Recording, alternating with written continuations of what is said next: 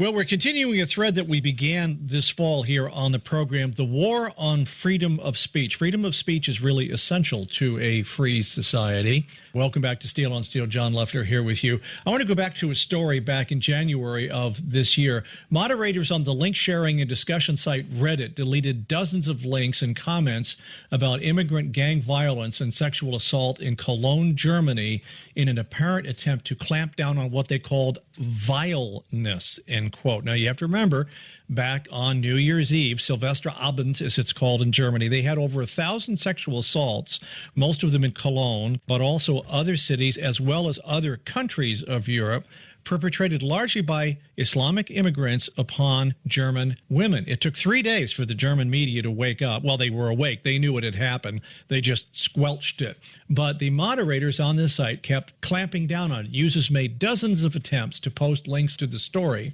where they were promptly deleted by moderators. And it was only when German Chancellor Angela Merkel commented on the attacks that one news link was allowed to be posted. But comment from the German head of government made it impossible for the moderators to deny the story's relevance to world news. And even then, user comments underneath the news story were facing a huge amount of censorship. Now, what has happened in the West, and it's been marvelous ever since the introduction of the internet and talk radio and podcasts, where you can hear things from around the world, has been this robust freedom of speech. Especially many of the items that we're even debating today in the political process have been kept alive due to the free speech on the internet, when the mainline media that we have been accustomed to hearing for decades were spiking stories or spinning things in a different direction. The politicos have awakened to this fact, and they need to stop it. They need to stop freedom of speech and this information flow. It's interrupting their plans. And so they're doing it in many cases on the allegation of hate speech. This is what I call an attack of the comma butts.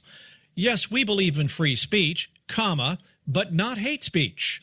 And then hate speech rapidly becomes defined as anything which goes against their political agenda. And now we are talking about turning control of internet domain names over to ICANN. And I've talked about this in the last few weeks here on the show. I'm going to keep pounding on this because, to me, this represents one of the main threats to freedom of speech that we face today. I have to laugh whenever I think about the United Nations Human Rights Commission and look at the thug countries which are on it.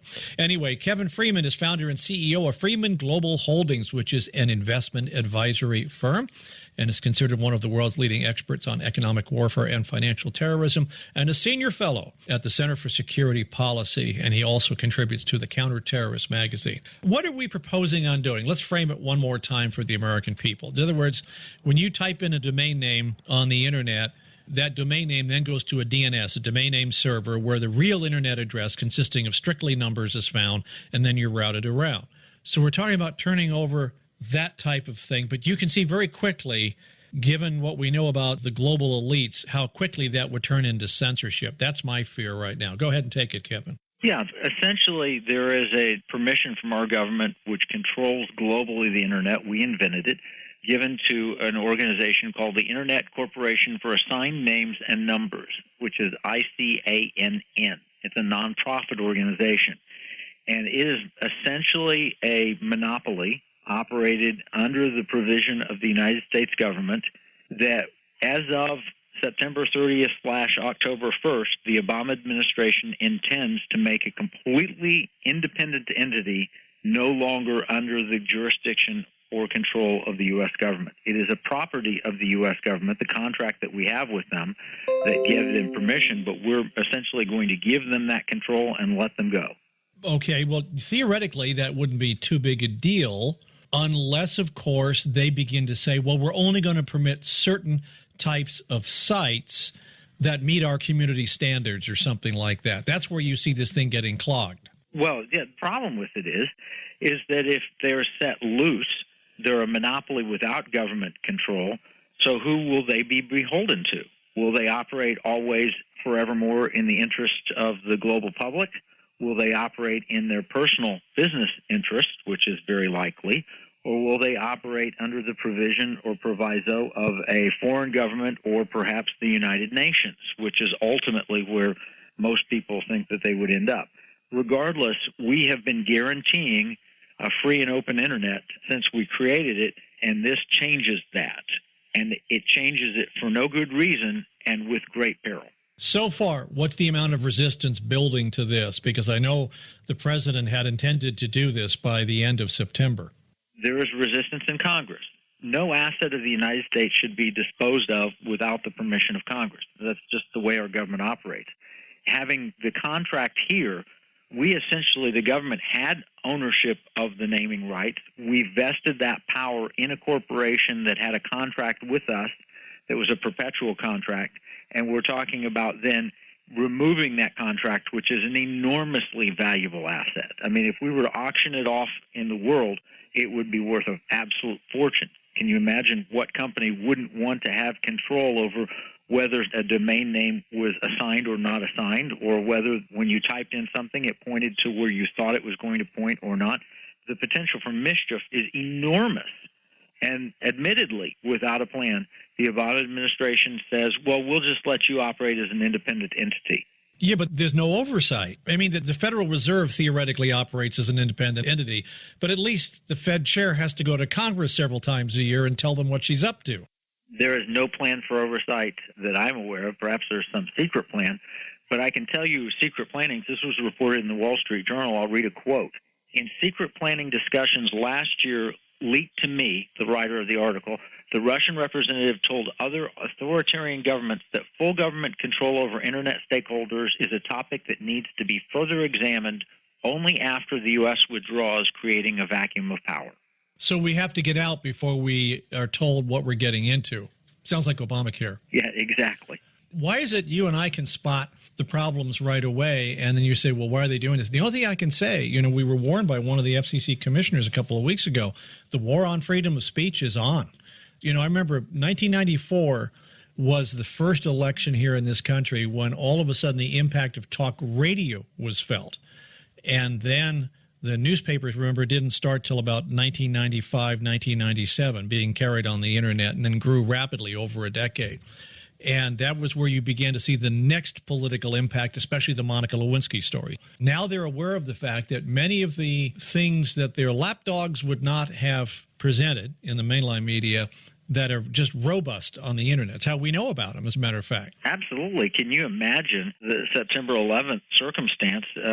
Secretary Clinton collapses getting into her van, and if it were not for internet reporting or modern technology such as cell phone cameras, that would have been completely covered up.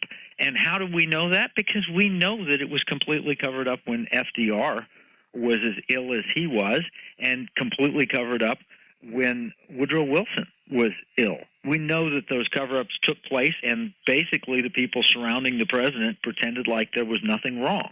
And so that would have happened except for the internet and outlets like Drudge Report and outlets that put out the cell phone footage.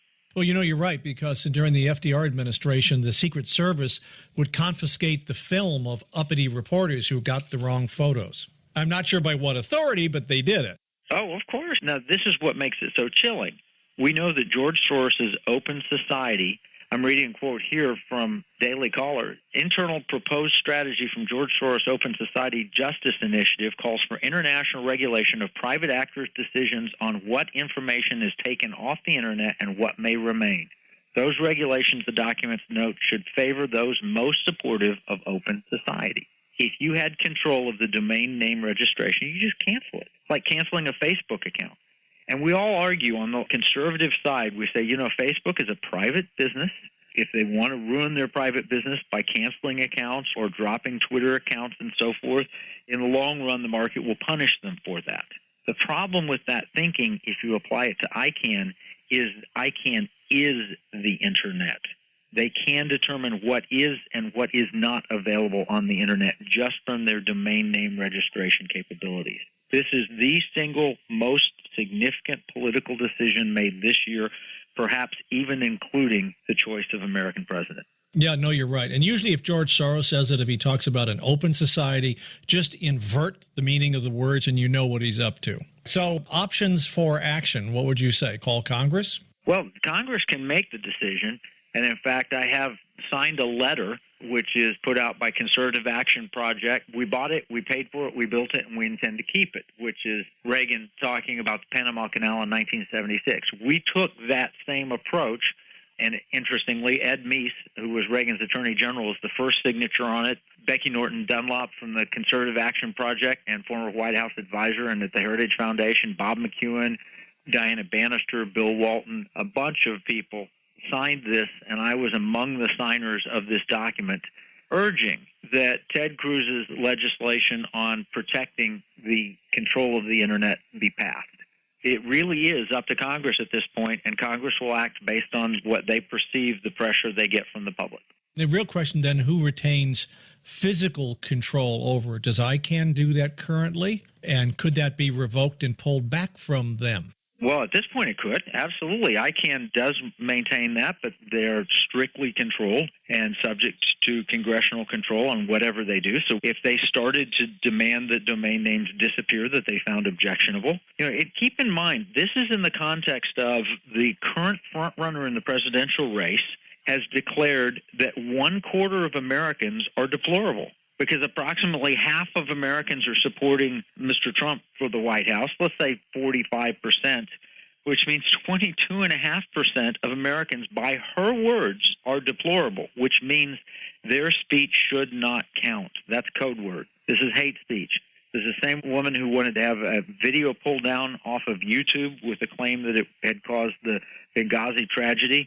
We have to worry very carefully about whether or not we're willing to give away from Congress, representing the people, control over the Internet, because it will go to the elitists, and if it goes to the United Nations, there could be all sorts of Sharia-imposed speech controls. The same president who said the future must not belong to anyone who slanders the Prophet of Islam is the one wanting to give away control of the Internet, and that scares me. They can't let this one fly because there's too much information flowing out there. They've got to kill it. You're very unique in that you're actually covering this. There is so little media coverage on this significant topic. This thing is being done in the darkness. Now that you mention it, maybe that is the core of the whole thing, is that it's happening so fast. And if we go back and remember Obamacare was just rushed through, which is what created all of the panic. It panicked businesses so they didn't hire for 24 months. Right in a time when we needed jobs being created, they didn't know what was happening and what was going to happen and what loads were going to be thrown on them.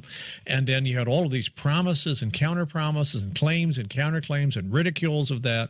And it turned out that most of the promises that were made to us are turning out to be false. We all rushed it through and everybody didn't have a chance to have input, and that was the goal. And it seems like we may be doing the same thing here. Kevin Freeman's my guest, founder and CEO of Freeman Global Holdings, an investment advisory firm. He's also author of Game Plan, How to Protect Yourself from the Coming Cyber Economic Attack. We're at SteelOnSteel.com. I'm John Leffler. The program is Steel on Steel.